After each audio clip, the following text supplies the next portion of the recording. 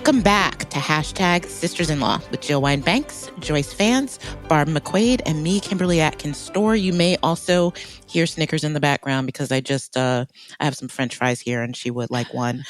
So please forgive her. Don't forget to check out our brand new t-shirts that celebrate the resistance. Get it? They're really cute. People really like them and they help support us and make this podcast happen. So go to politicon.com/merch and you can find them there. We have so much to talk about on this show this week. The drama over the Thursday into Friday massacre, over the prosecution or ending thereof of New York City Mayor Eric Adams. We're also talking about the new Attorney General, Pam Bondi, and a lot of her actions that are noteworthy. And we're asking if the First Amendment matters anymore now that the White House is attacking the Associated Press. A lot to get through, but we are recording this on Valentine's Day. And I just want to ask you, I've never liked Valentine's Day, whether I was single or not. It's just never been my thing. We don't buy cards or anything, but we sometimes we go to dinner or something, but it's not a big deal to me. Do you guys really get into Valentine's Day? Do you have plans or what? How do you feel about it?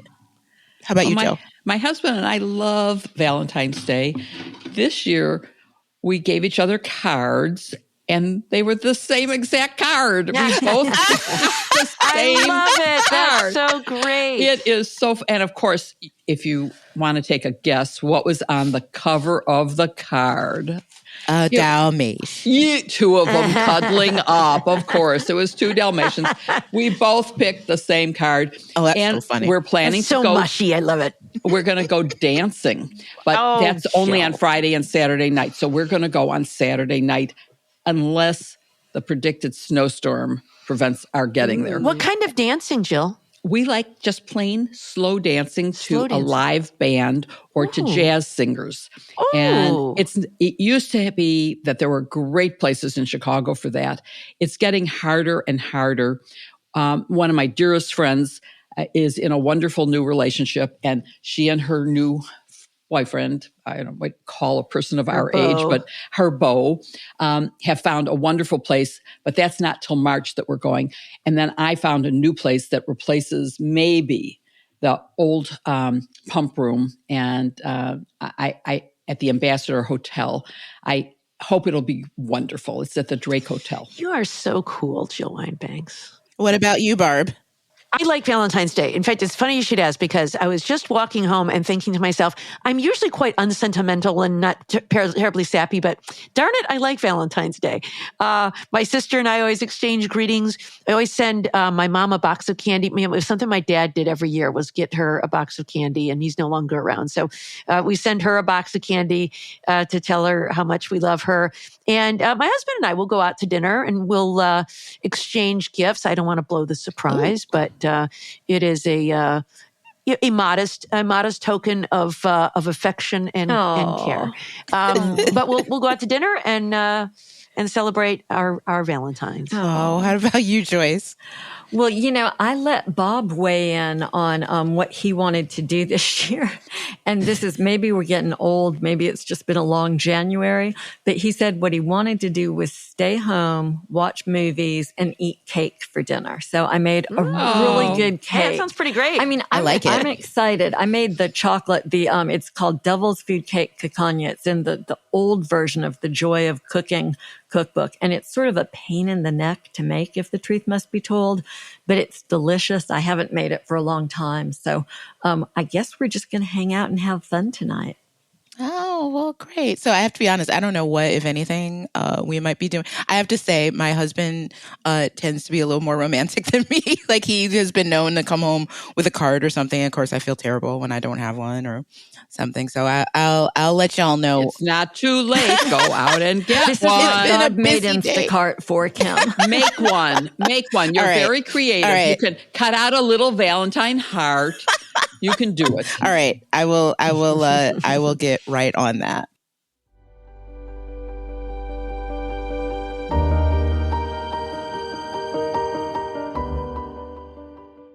Did you know we're eating and drinking roughly a credit card's worth of plastic every single week? Yeah. It's crazy. Products we use every day go on to contaminate our water supply, which means we end up regularly ingesting a multitude of microplastics. Luckily, Blueland decided to step up by eliminating the need for single-use plastic in the products we use the most. So don't wait. Start your journey to a cleaner, greener home with Blueland.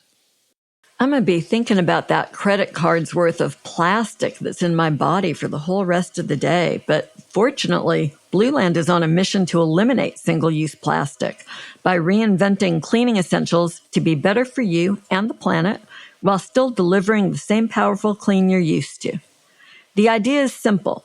Blueland offers refillable cleaning products with beautiful, cohesive designs that look great on your counter. It's really easy. Just fill your reusable Blueland bottles with water, drop in the tablets, and wait for them to dissolve. And I like watching them dissolve. That's kind of fun to me. Me If you ever too. liked watching like the Alka-Seltzer when you were a kid, it's kind of like that. Strangely satisfying.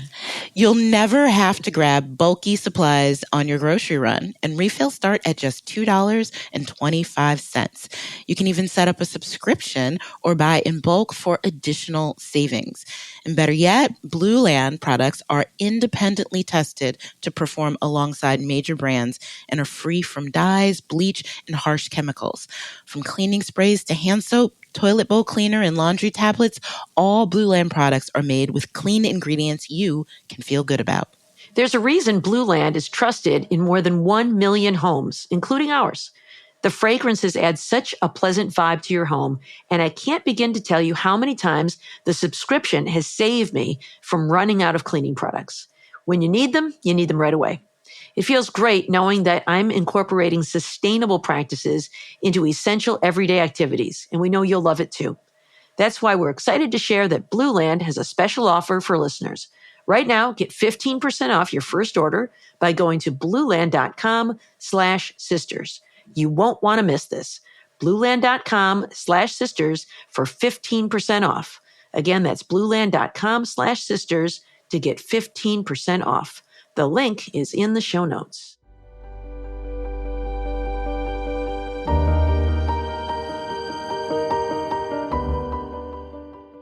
Well, it's been quite a week at the Department of Justice. First, we learned on Monday that the acting Deputy Attorney General, Emil Beauvais, I'm told it's pronounced Beauvais, by the way. Did you guys know Yes. that? That I've been seems to saying be Beauv. what... Yeah, no, Preet Beauvais has is what always I'm said hearing all Beauvais, the and time. he hired Beauvais. him, so I figure he knows. Emil Beauvais Yeah. had sent a letter to the acting U.S. Attorney for the Southern District of New York, Danielle Sassoon, directing her to dismiss the indictment against New York City Mayor Eric Adams. Adams, as you may recall, was indicted in September on charges of bribery, wire fraud, and campaign finance violations.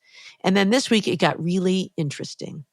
Kim, can you tell us about the series of letters that went back and forth this week between the interim U.S. Attorney Danielle Sassoon and Emil Beauvais and Pam Bondi that led to what some are calling the Thursday afternoon massacre, or maybe the Valentine's Day massacre? Yes, it continued into Valentine's Day. Yeah. So essentially, and I sort of got tipped off when I saw a couple of legal watchers that I follow on social media note after it was initially announced that the charges against Eric Adams would be dismissed, noted that, well, they said that, but I'm looking at the docket and it hasn't been movement in that direction.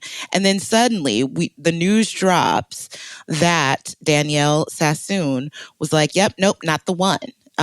There had been a superseding indictment in the works, actually, to add a obstruction charge to the corruption charges that Adams is already facing. There was another grand jury that was convened and approved it, ready to go. And Ms. Sassoon said, no way, this is not what our job is to drop it. And she wrote a letter that said, in part, I have always considered it my obligation to pursue justice impartially, without favor to the wealthy or those who occupy important public office, or harsher treatment for the less powerful. And she was objecting to what was obviously an attempt by the Trump administration to drop these charges with prejudice, which is important, in exchange for Mayor Adams capitulating to use the New York City government to help with immigration raids.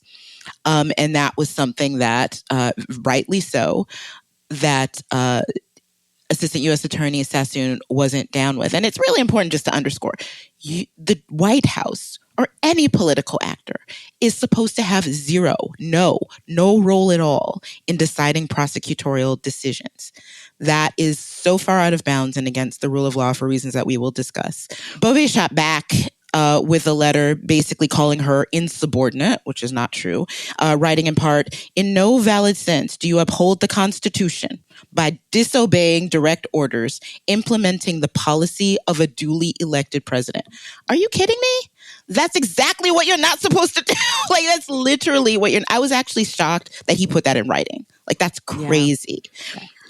But that's what kicked off what ended up with, I think at the time we are recording, up to 8 resignations total within 2 different offices of the DOJ in protest of this decision by the DOJ to try to force this prosecution closed. Yeah. Can I just add, Kim, I so agree with you about his letter.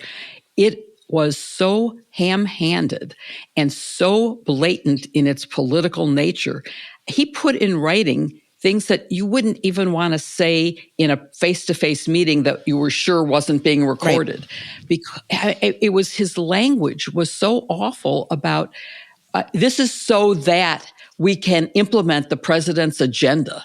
That's the most political reason for doing anything, and so against DOJ policy and the righteousness of what DOJ does. Well, Jill, let me ask you about Danielle Sassoon, who stood up to email Beauvais here. What do we know about her? You know, it's so interesting. Of course, I never heard of her until now. Interims are just temporary placeholders. So, I didn't think I needed to learn a lot about her until her permanent U.S. attorney was put in place. But we know a lot about her. She is a lifelong conservative, a lifelong Federalist Society member. She has argued against affirmative action, so I know that Clarence Thomas will love her. She went to college at Harvard. She then went to Yale Law School. She took a very principled position, and according to friends who've talked about her, she has always been a principled person. She did this because the law and the facts didn't coincide here, and it was just political. She went to school and studied the Talmud at a modern Orthodox school, and some people have said that was great preparation for studying law. She had a quick rise at the Department of Justice, where she was hired by Joyce's co-partner in a podcast, Preet Bharara, under Obama. So even though she was a registered Republican, and there was no question about that, the Democrats hired her, and she had some great trials, including, you'll all remember, Samuel Bankman-Fried, the big fraudster and con artist, and the Sarah Lawrence student sex assaulter and sex trafficker, Lawrence Ray. She clerked for a very conservative Fourth Circuit judge, Wilkinson, and then for Justice Scalia. And my favorite quote from her, and I'm going to just read this, was that he was her kind of feminist. He spared me no argumentative punches and demanded rigor for my work. He taught me how to fire a pistol and a rifle and made me feel like I had grit. He thickened my skin, which was the best preparation for a career in a male-dominated field. So I sort of just love that. She had a quick rise, as I said, in the Southern District. By 2016, she had been elevated, and by 2023, she was named the co-chief of the Southern District's Criminal Appeals Unit, and she held that until her promotion to be the interim, until her resignation this week. Yeah, when we hear about what she's done, so often in these instances, it's a woman, isn't it? Well, yeah, just like Cassidy Sally Yates. Hutchinson and others. And Sally Yates is the one that comes to my mind. Does it remind you of that situation, Jill? It absolutely does, because if we can just refresh our memories, Sally Yates was acting Attorney General and refused to carry out in Trump 1 the Muslim ban because she said, I can't go to court and say that it's anything other than a religiously oriented ban on people of the Muslim faith. And of course, that was the end of her career there. So it's very much a principled stand that Sally Yates took, like the principled stand that Danielle Sassoon took in saying, I cannot go into court and say these things because that's not what I'm supposed to do. When I go into court and say for the people, that's what I'm doing. And it's not for Donald Trump. Well, we've had some breaking news today. Joyce, can you bring us up to speed about what's happened on Friday as part of this massacre? Well, so, fast-moving target, right? We're taping Friday afternoon. It's about 3:40 Eastern time, just to date stamp it a little bit. The early news this morning was that a line prosecutor in the Southern District of New York, Hagen Scotton, had tendered his resignation as well. And, Jill made a point of talking about Danielle's background, that she's conservative, not exactly Donald Trump's vision of the deep state liberals, right? Hagen is the same sort of a deal. This is a guy who served in the military for 8 years, top of his class at Harvard Law School, clerked for Chief Justice John Roberts. And he wrote a resignation letter that I think is just an example of how it's done. I mean, he really exemplifies the best in us. And it's a letter that makes you proud to have ever served in the Justice Department and sort of proud to be an American. So let me just read a little bit from it. I think the letter's that good that we should read it. He's writing to Emil Bove, the Deputy Attorney General, and he says, I have received correspondence indicating that I refused your order to move to dismiss the indictment against Eric Adams without prejudice, subject to certain conditions, including the express possibility of reinstatement of the indictment. That is not exactly correct. The U.S. Attorney, Danielle Sassoon, never asked me to file such a motion, and I therefore never had an opportunity to refuse. But I am entirely in agreement with her decision not to do so.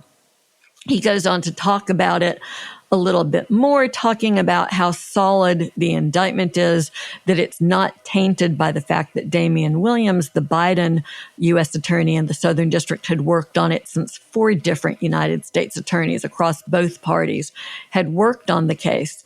And then he says these words, there is a tradition in public service of resigning in a last-ditch effort to head off a serious mistake.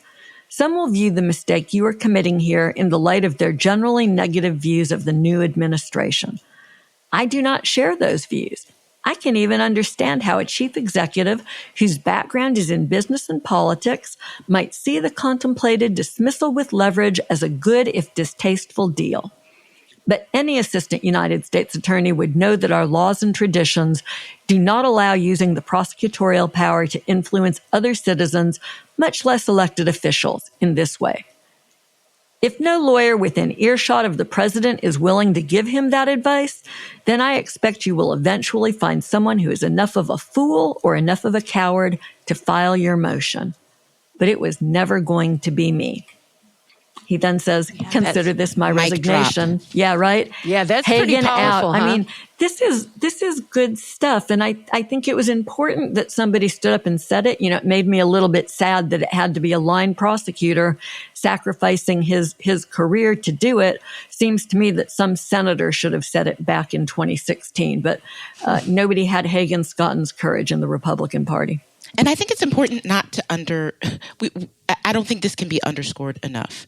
Ordering members of career prosecutors to either drop a case or be fired is probably, up to now, the most authoritarian act that the Trump administration has done so far.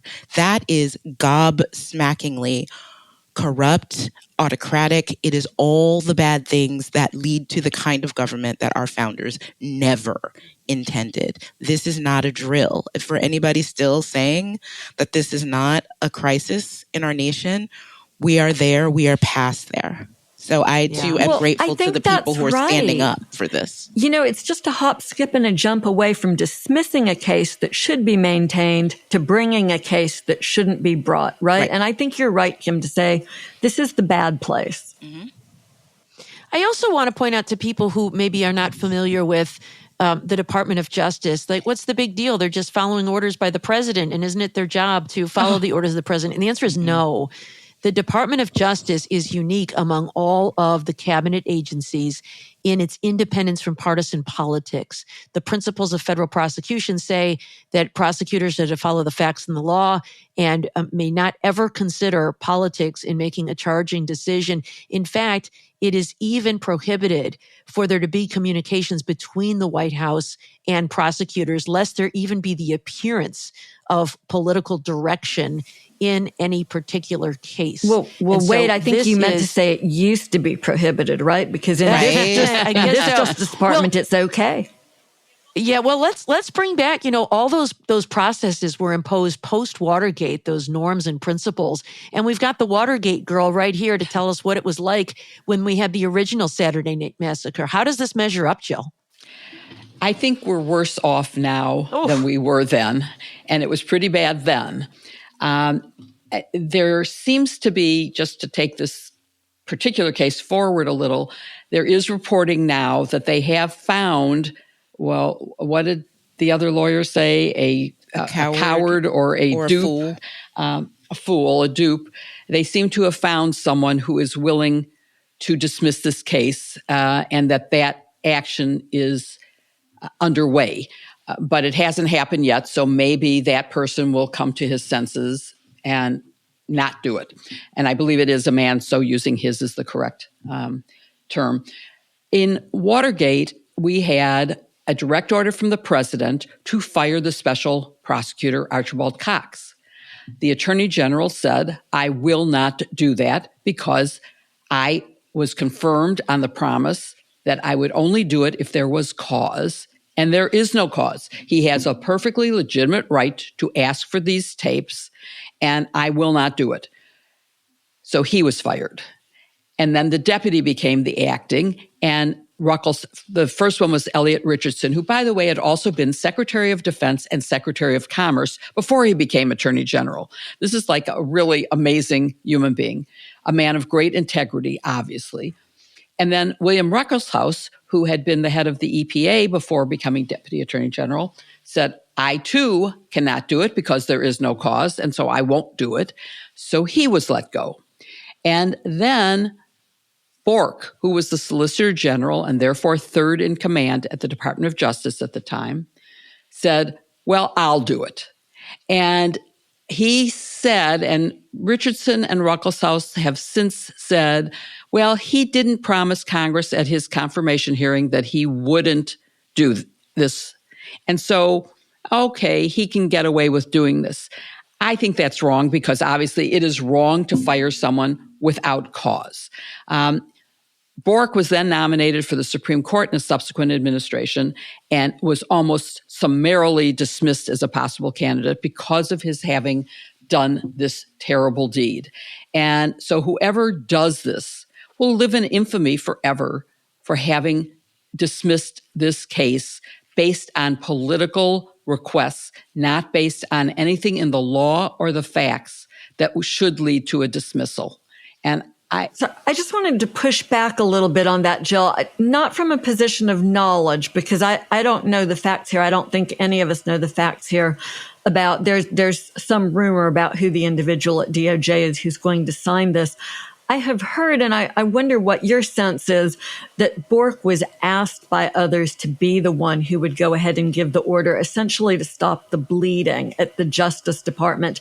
And I think that that's what's going to go on today. I suspect that someone who is far enough along in their career that they can do it will go ahead and sign this motion to dismiss in order to protect all of the other much younger, earlier career stage people who would have been fired, and that person in some ways might be someone that I would consider very brave because they understand that they will be universally condemned and people may not see the nuances here, and they're going to go ahead and take the hit for the Justice Department. And it could be multiple. Exactly correct. It could be multiple reasons too. You don't. People have mortgages and they've been starting their career here. You don't want them harmed. B, you don't want the Public Integrity Unit to suddenly be emptied, and then or replaced with goodness knows who. That's a real so fear to the here, extent that right? you want to keep those people in there, you will take one for the team in order to protect those people too. So it's complicated. I mean, it's complicated. And that was the case in Watergate. That was at least widely discussed, that he did it to protect the rest of the Department of Justice from being eviscerated. And that is a good and just thing. He did suffer the consequences, and no doubt this other person will. My advice to him would be, if you're near retirement or if you're eligible for retirement, you better retire immediately after doing this, because if you get fired, you lose your retirement. Now, of course, Trump won't fire you because he thinks you're doing the right thing, so you're probably safe and can get to retirement. But it's a horrible thing that someone is asked to do this, or that someone needs to stop the bleeding in order for this to happen. And that we've now had multiple people in the Southern District of New York U.S. Attorney's Office and in the Public Integrity Section being forced out by their own convictions of morality and justice. So it's a bad, bad day for justice in America. Yeah, Kim, I want to follow up on something you raised, which is Rule 48 of the Rules of Criminal Procedure, which require, prosecutors can't just file this on their own. They have to file a motion and get leave of court to be able to dismiss an indictment. Yeah. So how does that work? And who's the judge in this case? And do we expect the judge to grant the motion? Yeah. So this is a question that I was posing, and I would love to hear what the prosecutors have to say. So the judge in the case is Judge Dale Ho. He is a Biden appointee and someone who I think could see very clearly what is going on here.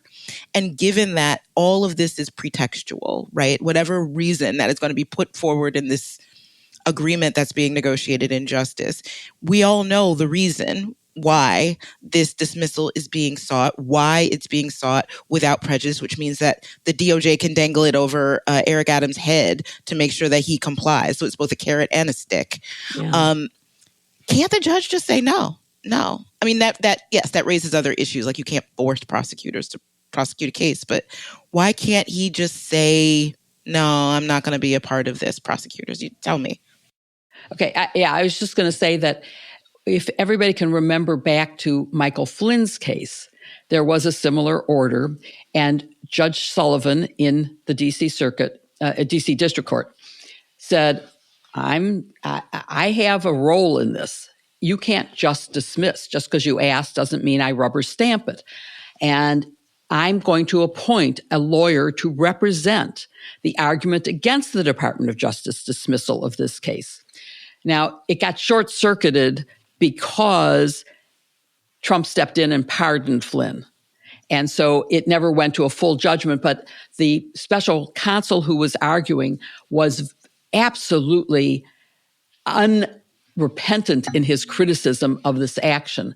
The language of his report is really amazingly strong as to how wrong this was and why it should not be dismissed. And one of my Watergate colleagues just wrote a opinion piece in the New York Times, just reminding us of this action and saying, the judge has a role. The rule says you have to go to court and get court permission. And that doesn't mean they just grant it. They have to have a reason to grant it. So at least theoretically, it could be refused. Now, the question is, who then would prosecute it? I mean, under our system, we have prosecutors who are assigned to prosecute cases. And this Department of Justice will not prosecute it. So I'm not sure what happens if he refuses to get rid of it. I guess it stays in place and no one prosecutes it. And then if the statute of limitations hasn't run, it could be prosecuted at a subsequent time. As it is, they're asking for, and I think you've mentioned this, a dismissal without prejudice, which means that it is a sort of Damocles hanging over his head, meaning they can control him. If he doesn't do exactly what they want, if they think he's not helpful enough in carrying out the president's agenda, they can bring this case back. And certainly so could a Democrat elected 4 years from now. Yeah, here's my take on Rule 48. Joyce and I, when we were U.S. attorneys, I don't know if the local rule is the same for you in Alabama, Joyce, but in the Eastern District of Michigan, the U.S. attorney, him or herself, had to sign a motion to dismiss an indictment because an indictment has been returned by a grand jury. Right. So it's a big deal. It's not, nothing to dismiss an indictment. It's been on the docket. It's a very formal charge. And so in an effort both to prevent the prosecutor from jerking around the defendant, you're charged, no, you're not. Now you're charged, no, you're not. Or to prevent the prosecutor from rewarding somebody, they're just dismissing a case improvidently. The court had to look at it, and we had to state the reasons for the dismissal of the indictment. It could be, I can remember, defendant has died. That was one. Defendant is being prosecuted by a different jurisdiction, like the state came in and said, we'd really like to take this case. Do you mind standing down? That might be one. A witness has died. That might be a reason. A motion to suppress all of the evidence in this case has been granted, and we no longer have evidence sufficient to prove the case. That might be a reason. But the judge got to decide. Now, we never had anything controversial like this where the judge disagreed. But I think it's Dale Ho is the judge here. I think the judge would be fully within his rights to have a hearing before deciding this motion. Like, let's bring in Emil Bove and ask him what this is all about, why on earth they're dismissing this case, and why he thinks it's okay to do this for political reasons outside the merits of the case. Let's get him under oath to answer some of those questions. Because I agree with you, Jill, at the end of the day, I don't think as a matter of separation of powers, the court can insist that the prosecutor prosecute this case. Right. They have prosecutorial discretion. They have the ability to decide whether to go forward. But the judge can make sure there's no improper purpose here. So I'd like to see Judge Dale Ho, if you're listening, I'd really like to see a hearing take place in this case. You said something really important, which is the grand jury has an official role, and you can't just ignore their decision. They heard the evidence, they made a decision, and you can't just ignore it. And there were two in this case. There was going to be a superseding. There were two separate grand juries. Yeah. So can I just add one thing, though? Because I think you guys are so dead on the money and so smart about what you say. And something I think we are going to have to get used to is that the cavalry isn't coming, right? I mean, Judge Ho is a super smart lawyer and an institutionalist and someone who I think will get whatever mileage is appropriate out of the rules, but he's not going to break the law to enforce the law. That's just not going to happen. And the real pushback against this administration's overreach is going to have to come from Congress, if that sleeping giant can be awakened to their responsibility. And in the event they can't be, it's going to be up to us, the voters, like it always is, right? The cavalry is not coming, folks. Yeah, I think, tell your friends what an outrage this is. I mean, if public sentiment is what matters. Although, again, if the Senate Judiciary or House Judiciary Committee are listening, you should be conducting hearings as well about this, because this is highly irregular. Let me ask you guys just one last question. Kim, I'll start with you. And Eric Adams, obedient servant that he is, has wasted no time. Yesterday, he allowed ICE into the Rikers Island jail. So, what used to be off limits, now he's opened the doors. What is that all about? Is this just what he was going to do anyway? Is this a business transaction? Is he obeying his commanders now? Is he just a pawn of President Trump? He is proving himself to be a liar when he says there is no quid pro quo. He is dancing with the one who brung him. This is what he went down to Mar-a-Lago to talk to Trump about, and now we're seeing this. Yeah. Let me just point out, it is a violation of New York City law.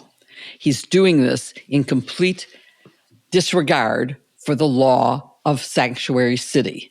So it seems to me that your phrase, is he just the puppet of Donald Trump? The answer is yes. He's just doing this as payback for being free. I mean, he has an argument, right? There's an argument that there's an exception to the city council's sanctuary city enactment that he can use an executive order to get around. It's not a great argument, but it's an argument he can stand on. And I think what's really so troubling here, it's like the Trump administration has put a choke collar on the mayor of New York City. And he's now like a little yappy dog, right? Who only has a free range of motion for as long as they're willing to let him have it. I mean, Donald Trump is effectively the mayor of New York City. Gotta wonder what's going to happen if Adams isn't reelected. They won't care about him because he can't do anything good for them.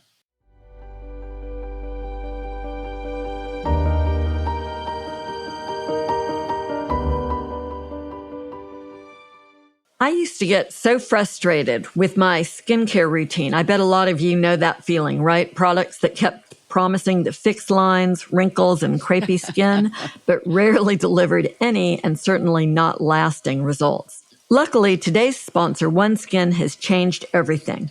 OneSkin's founding team of female scientists developed a whole new approach to skincare by starting at the cellular level. Their proprietary OS01 peptide is the first peptide scientifically proven to reverse skin aging by switching off the dysfunctional senescent cells that cause lines, wrinkles, and crepey skin. It's the perfect way to celebrate National Women Inventors Month this February. A National Women Inventors Month. I didn't even know that was. That's good to know. That's good to know. Is the government still letting us celebrate that one, or is that one banned too? It would be discriminatory, so I don't think so. Well, I'm glad you can. That's right. DEI. Y'all are so woke. Anyway, you can try OS1 in all of OneSkin's topical supplements, from their flagship facial moisturizers and their award-winning eye cream to sunscreens that protect skin from UV damage and cellular aging. I really love that sunscreen. I know I say that every time, but it's really delightful. I use it every single day. Your skin is your body's biggest organ, and it has the strongest link to visible signs of aging. With OneSkin, you'll help your skin look, feel, and act like its younger self every time you use it. See for yourself with 15% off using code SISTERS at oneskin.co. Kim, I never thought of my skin as an organ until there was an exhibit at the Chicago Museum of Science and Industry, and it is the body's largest organ, so it deserves a lot of care. And I'm embarrassed to say this, but I love that I get compliments ever since I've started using OneSkin. It is such a confidence booster, and OneSkin is why I keep getting those compliments. Whether I'm in the wind or warming up next to the heater, which is on going full blast right now as we expect another winter storm, I use OneSkin's OS01 face topical supplement to fight back against dryness. Now my skin is ready for anything the elements throw at me. I especially love that OneSkin's regimen works fast, and the formulas feel amazing when you apply them. They're so refreshing. I know that everyone listening is going to be a big fan too. Founded and led by an all-woman team of skin longevity scientists, OneSkin is redefining the aging process with their proprietary OS01 peptide, the first ingredient proven to help skin look, feel, and behave like its younger self. Get 15% off with the code SISTERS at oneskin.co. That's 15% off oneskin.co with code SISTERS. After you purchase, they'll ask you where you heard about them. Please support our show and tell them we sent you. Invest in the health and longevity of your skin with OneSkin. Your future self will thank you.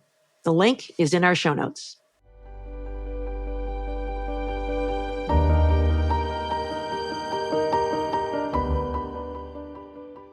Remember our segment last week on Bondi's first 15 minutes as Attorney General when she issued 14 memos? If you don't, go back and listen to hear some of the ones we thought were the most damaging to justice. But pay attention right now because there's more bad news from what used to be the Department of Justice. I don't know about you all, but between Trump's executive orders and Bondi's moves, I am frightened about whether the rule of law in America will continue for very long. This makes Danielle Sassoon even more of a hero for standing up for the rules that should govern prosecutions. So, Barb, let's talk about this week. Attorney General Bondi did several noteworthy things. Let's start with the DOJ's filing charges against New York State Governor Hochul, Letitia James, and the Department of Motor Vehicles head, Mark Schroeder, for prioritizing illegal aliens over U.S. citizens. She noted that they sued my state, Illinois, last week, which, by the way, just didn't get much coverage because there was such a fire hose of other bad things that nobody paid attention to Illinois getting sued. And she said, Illinois was sued last week and you didn't listen, New York State, and warning all you other states, if you don't listen, you're going to get sued too. So the laws are slightly different that they're challenging, but New York is charged in a 16-page indictment. And what are the charges? Yeah, charges is a funny term, isn't it, Jill? Because it is. Charges, I think, connotes a criminal case. Yes. And this is a civil matter. As Pam Bondi well knows or should know, she was an attorney general of the state of Florida. She should know better. But by calling it charges, I suppose it gets people's attention and makes people think it's a crime when it's not. She wants Trump to imagine Letitia James in handcuffs. Not happening. Yeah. So I found that misleading and therefore unprofessional. But if you look at this complaint, the only allegation is that it violates the Supremacy Clause, which is, the Supremacy Clause certainly says that the Constitution is the law of the land. But she's forgetting about the 10th Amendment. Well, I thought Republicans were supposed to be states' rights advocates. The 10th Amendment, of course, says powers not delegated to the United States by the Constitution nor prohibited to the states are reserved to the states or to the people. And so the idea that the Supremacy Clause means I win everything is such an inane, wrong, foolish concept. It's the kind of thing that probably sounds good to people who aren't lawyers. Well, we win because Supremacy Clause, I win. No, that's not how it works. Now, immigration is a matter that is within the province of federal law.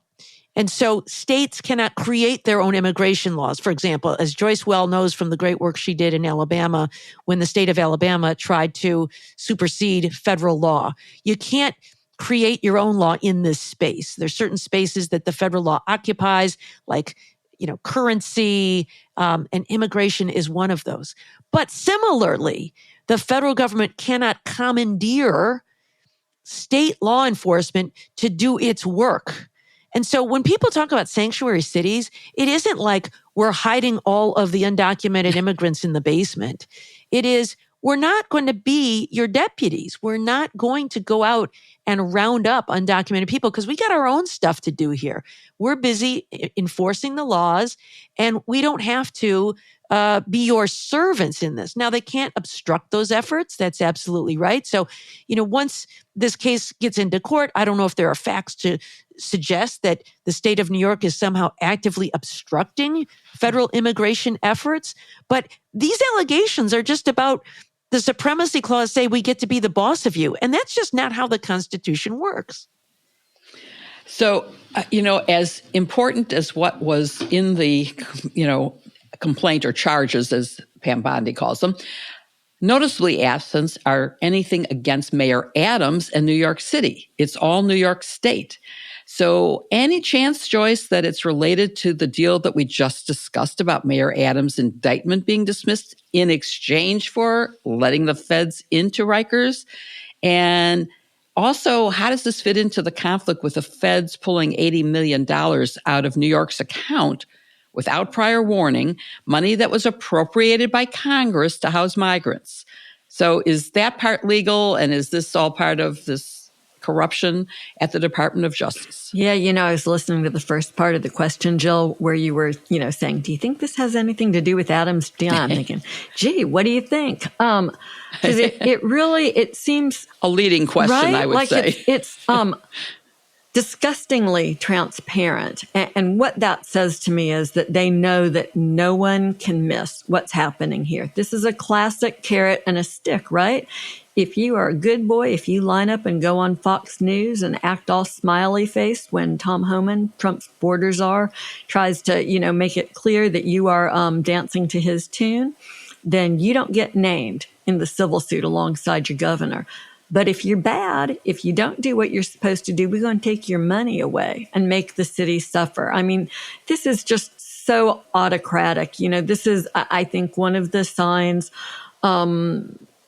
that's really dangerous here. This is a week where I think we have to be frank and candid. I mean, we used to joke about being out on the ledge. I'm not on the ledge here. I'm on firm ground, and the firm ground says that we are in a very, very dangerous place, and this is a great example of it. You know, you had one of your Substacks said, let's call it what it is. It's a coup. And I agree with you. We have to start using words that really reflect what's going on. This is a takedown of all of our rules of government, and it's disgusting. Okay, so Kim, in announcing this case against New York State, Bondi said, this is a new Department of Justice. And she said it in a way, do you think she meant it as a dig at Garland? And we've all been critical of Garland, but do you think DOJ under Bondi is dangerously political and responsive to the president? Yeah, I don't know if she was trolling Garland specifically, but I do know that she was messaging to the president. All this was a message to the president, saying that she filed charges and, you know, it is an indictment. I think she means it in like the the textbook definition is that she's, indicting it's a lawsuit, girl. Like, calm down. But I think all of it is a message to Donald Trump, who believes that the DOJ and the charges that were brought against him and January 6 rioters and everybody else who supports him was politicized, that it was deep state, that it was political then. And also everything he does is a projection. Everything he does is an intent to what he's going to do in the future. And now he's politicizing the DOJ. And that is Pam Bondi standing up and saying, yes, sir, right away, sir. So I think that was what she was messaging. I don't even think you needed Garland to be trolled in this sense. She, too, is dancing with the one who brung her. So, it also struck me that press conference was, I would say, unusually political. And she had someone else testifying, basically, an angel mom, which honestly was not a phrase I had ever heard before, but apparently means the mother of a child killed by I guess in this case, by a person who was undocumented and here. So, but do you think this was unusually political? It's not what we expect from the Attorney General? Yeah, absolutely. And look, I'm not going to say anything about this poor mother and the grief that she has been put through at all. But what I will say about Pam Bondi is using people as props, especially in this political way, is just gobsmackingly wrong. It's just wrong.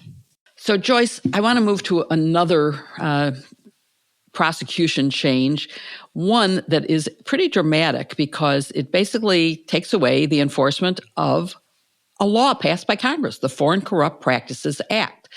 So I want to ask you a series of questions, but first, can you tell us what the FCPA is? Yeah, sure. So the Foreign Corrupt Practices Act is of longstanding vintage. It's a 1977 act. It prohibits bribing foreign officials to gain business advantages. And that can be everything from businesses going overseas, academics going overseas, people, trying to live overseas. You don't get to bribe foreign officials in order to gain a business advantage. And DOJ has routinely prosecuted American citizens and American businesses for violating the act. And so, on day one of the 14 memos that Bondi issued was about the FCPA. But this week, Trump issued an executive order amplifying Bondi's memo. What did her memo say, and what does the executive order say? So that we understand what's at risk here. Yeah, so what they add up to taken together is that we shouldn't expect any prosecutions in this area. This is a low priority. I mean, Jill, this administration has low-hanging fruit misdemeanor immigration violations to prosecute. And why should they waste time on stuff like foreign corruption and bribery? But I think very much when you read what's going on here, what it adds up to is just sort of this green light to go ahead and engage in bribery, which I think we're in the process of watching bribery sort of transform from being a crime to being a legitimate business practice. We see what's going on with Eric Adams, who is accused of accepting bribes from Turkish officials. Rod Blagojevich, the Illinois governor, who tried to sell Barack Obama to Serbia. It's like bribery is the new normal. That's Donald Trump's message to America and also in foreign countries for Americans doing business there. So, Kim, I want to ask you, because this is one of those laws that's really important, that people don't really understand what the arguments for having it are, or what the arguments being made against it are. And I just want to say that I am very proud to have worked for Motorola, one of the most ethical companies you could ever imagine. They really followed the letter of the law. And I was doing business in Russia and in Ukraine, where bribery was expected. And Motorola was absolutely clear that we won the business based on our skills and our product. We would not in any way compromise. But so what are the arguments for why we have an FCPA, and what are the arguments against Well, that it? is exactly why. We don't want to encourage any country to believe, okay, you want us to do business with you, American company? What's in it for us? What can we expect, and what can we give you in order to grease those wheels? That is disallowed. And that, for all the reasons that we've been saying, not having bribery as a part of American foreign contracting is super important. Remember, there was a time that we had a federal government that understood the danger of emoluments, and that also applies in the private sector too, that you don't want that. And it's not just holding American companies accountable and making sure that they act fairly, especially as American companies, and protecting our reputation. If we have strong anti-corruption and anti-bribery rules in governing foreign transactions, that also encourages other democratic countries to do the same, because they are not at a disadvantage of doing that, knowing that America has set that standard. Once America erodes that standard, it makes it harder for these other companies to keep competing with Americans when they know that they can have bribery greasing the wheels for their contracts and might edge them out. And so that erodes the rule of law worldwide, right? That encourages bribery and corruption all over the globe. It's a domino effect. So it's incredibly important to have this law in place. Yes, businesses are like, oh, it's unfair. We can't compete with the, corrupt countries that, for which bribery is fine. I say too bad, so sad. America has been doing just fine with these protections in place. And doesn't it also mean that it discourages other companies, other countries trying to bribe us to get our contracts, where you might end up with some corrupt country paying us to produce planes that crash. It's terrible. And nuclear energy that is going to get cutting corners, contaminated. Doing all kinds of things that can exactly. put safety and quality in peril. It's really an important law. It really does protect us. But, okay, so, Barb, there are still two other Bondi actions this week that we have to cover. And they fall into your area of expertise, which is, of course, national security, mis and disinformation, but this one's national security. One prohibits foreign contributions to elections, and the other one is known as FARA, which requires registration of foreign agents or agents of foreign governments. And we've had, some prosecutions of Trump people, Manafort and Thomas Barack and Elliot Broidy. And so what is going on here? Why does he want prosecution limited for these kinds of cases? And what should we do about it? Yeah, well, I can only speculate as to the motives, but the Foreign Agent Registrations Act is a statute that just says, if you're acting at the direction and control of some foreign government or some foreign person, you have to disclose that with the Attorney General.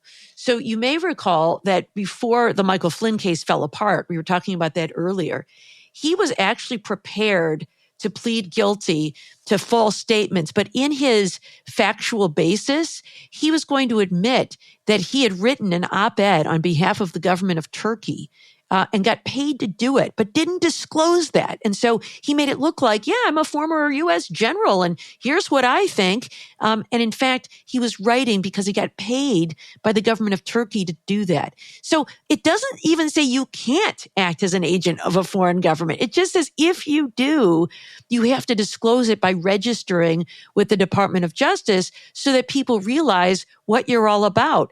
Paul Manafort made a lot of money working for Russian-backed politicians before he came to work for the Trump campaign. And he made a lot of money doing that.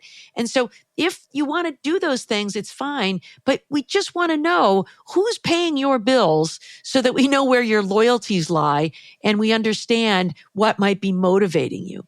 And then the other thing is this disbanding of the Foreign Influence Task Force.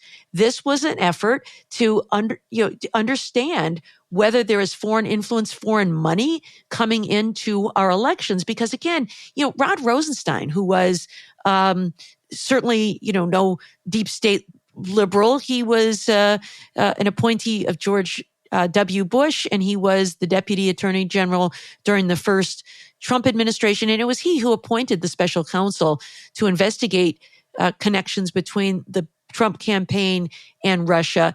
And what he often said is, remember, Russia's goal is not to help Donald Trump or a political opponent. Russia's goal is to help Russia. And so if there is money coming into our political campaigns or into the political process, that is suspect and is likely to be against the national security interests of the United States. And so both of these things, I think, are very troubling changes. It's, this is a sad state of affairs where bribery is okay, foreign contributions, okay. I mean, if they're not going to be prosecuted, this is a message saying, whatever country you're from, come on, pay me, I'll take it. And then we don't know what the actions of our government officials are based on. Is it based on bribery? Is it based on foreign contributions? Or is it based on their real beliefs? We're in a bad way.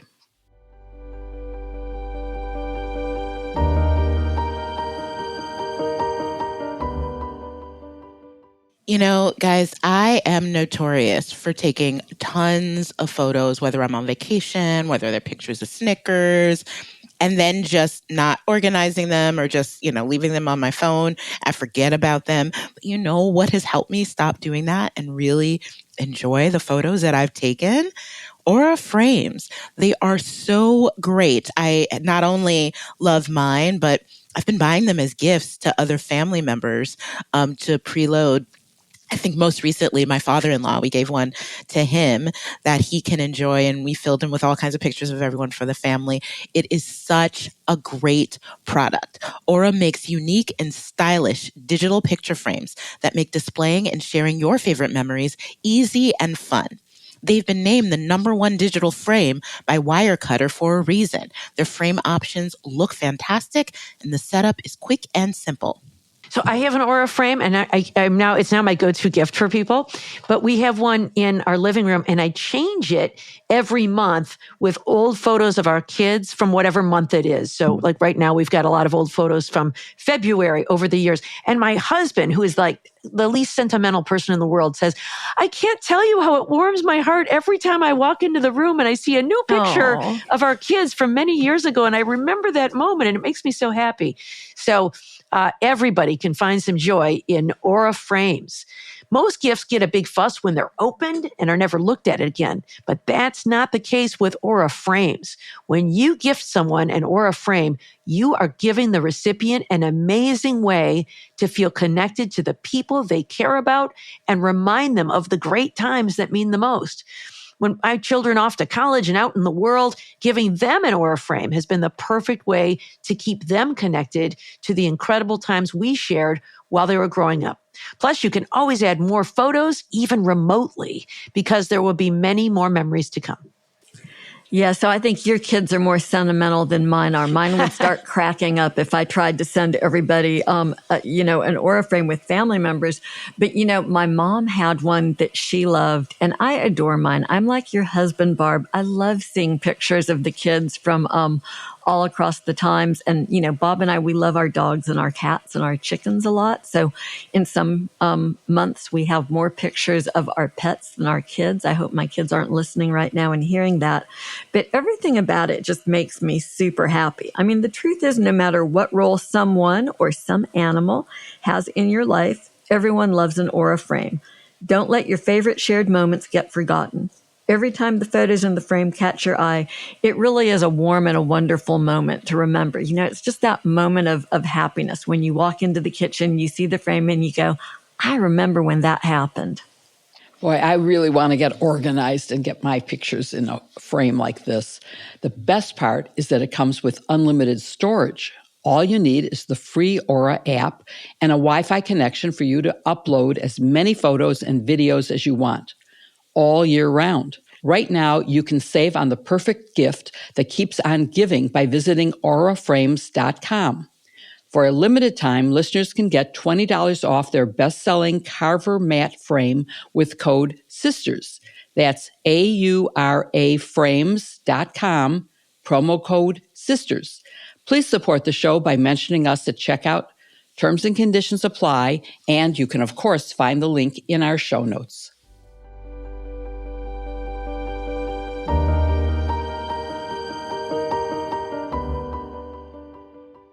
Well, I was prepared to do a topic with y'all today about what's going on with the Associated Press, but I'm not sure if we need to do it because as we started to tee it up, Jill says, the topic is, do we still have a free press? The answer is no.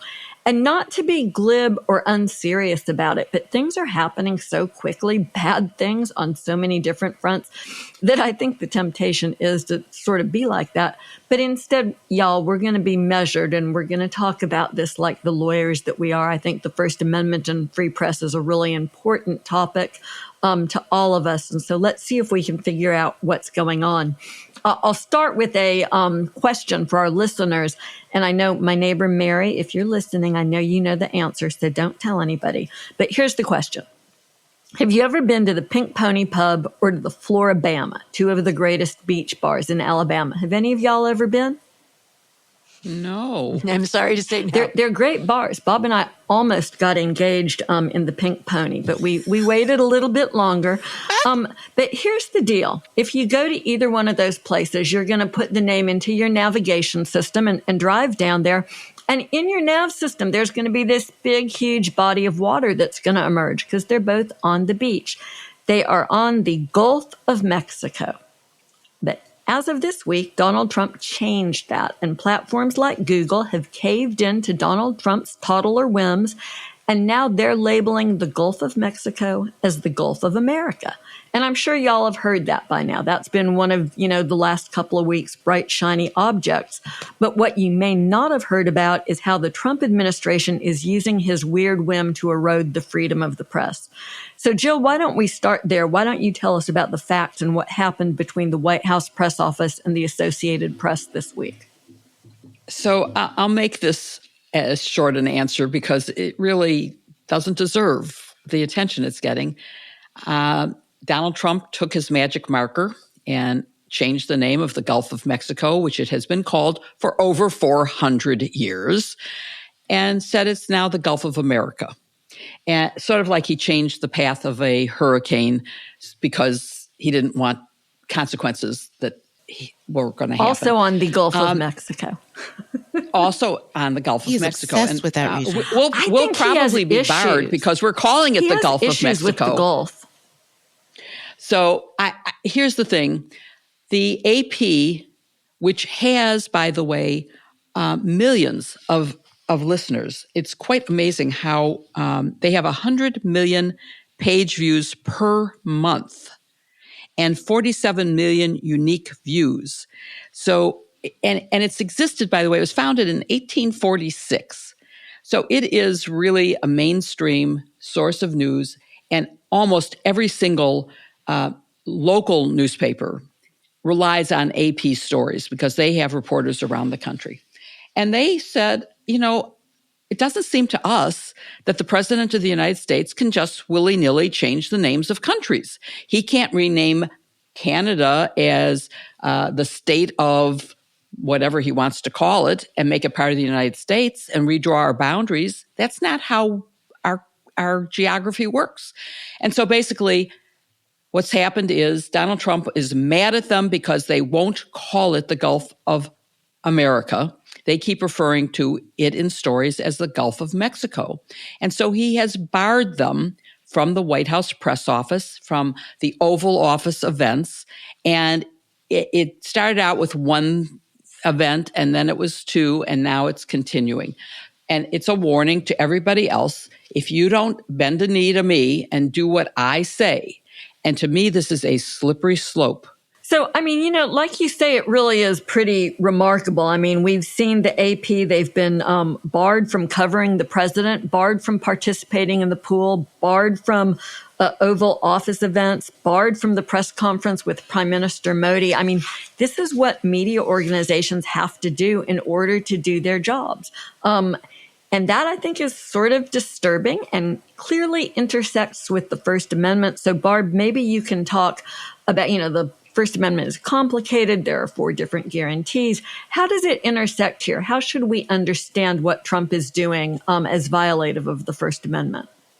Although the First Amendment can be complicated, it is not here. It is pretty plain, Yeah. right?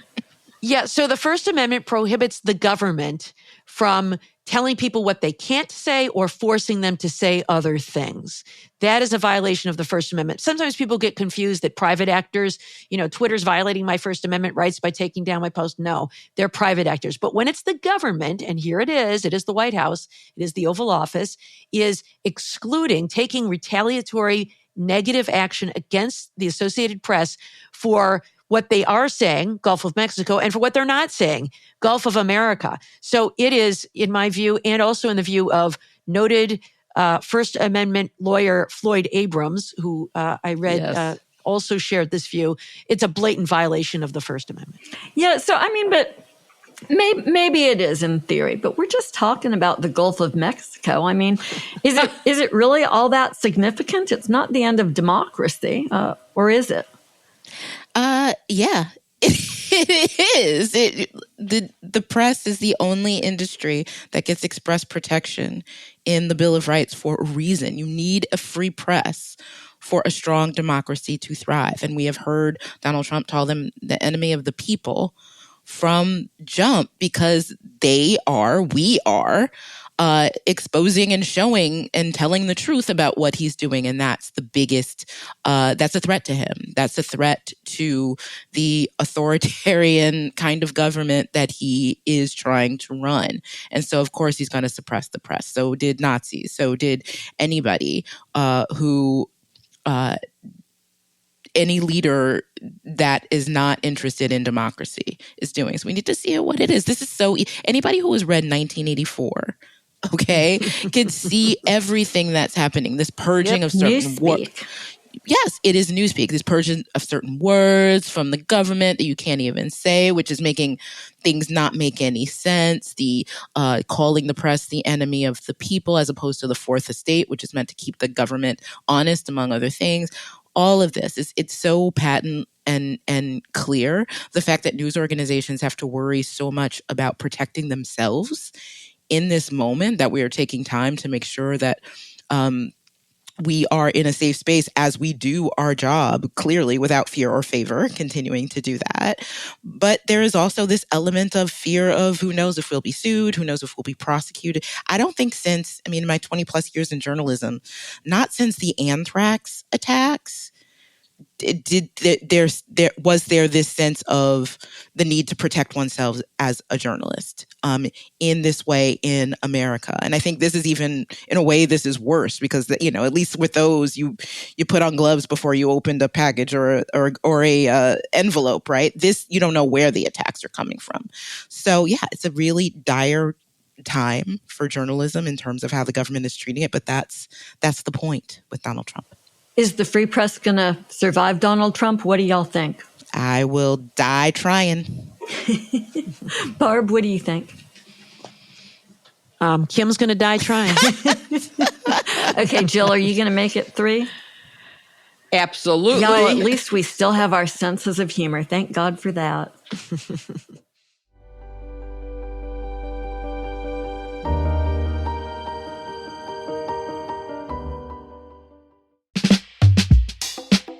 Hey there, I'm Kimberly Atkins Stohr. With the new administration, a lot will be changing, and it's a lot for us to learn about. If you want to learn about the 14th Amendment and what that means for things like birthright citizenship, please listen to my podcast, Justice by Design. The link is in the show notes. And this week and every week, we are breaking down solutions and answering questions that you may have about how the world works in 2025 and beyond. You can find it wherever you get your podcasts, and it's linked in the show notes.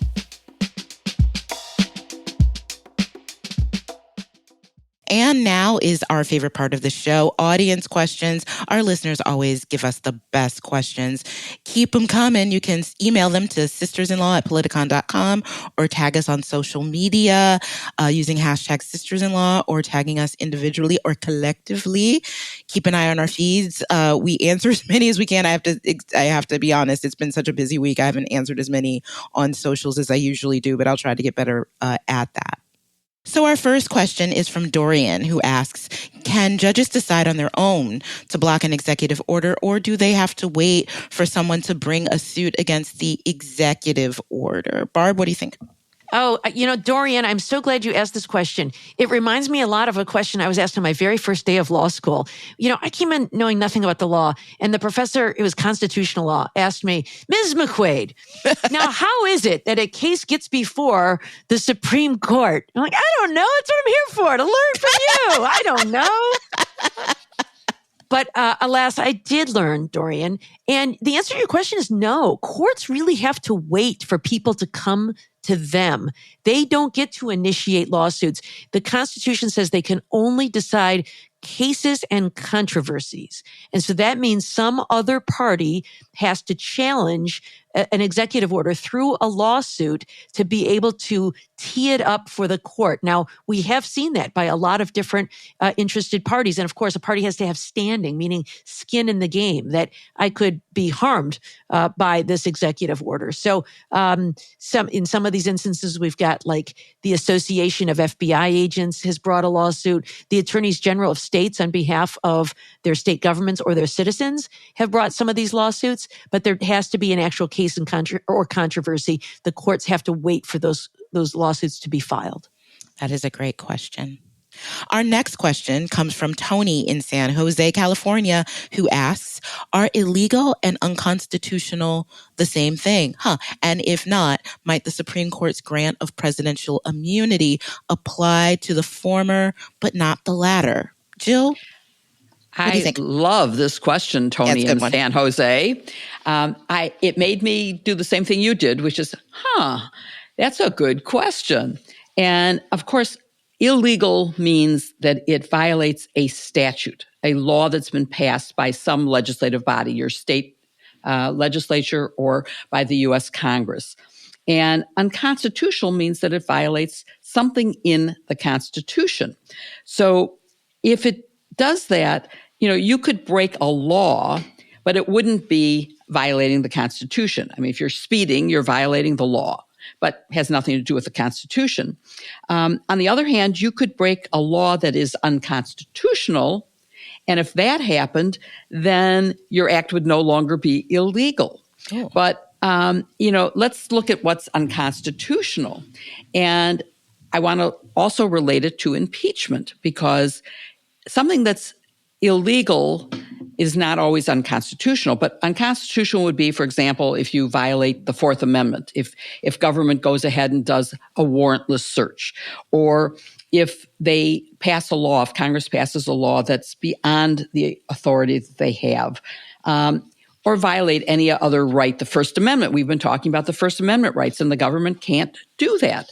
So one of the interesting things is when you mention this about the immunity decision applies to the duties of the president as enumerated in the Constitution.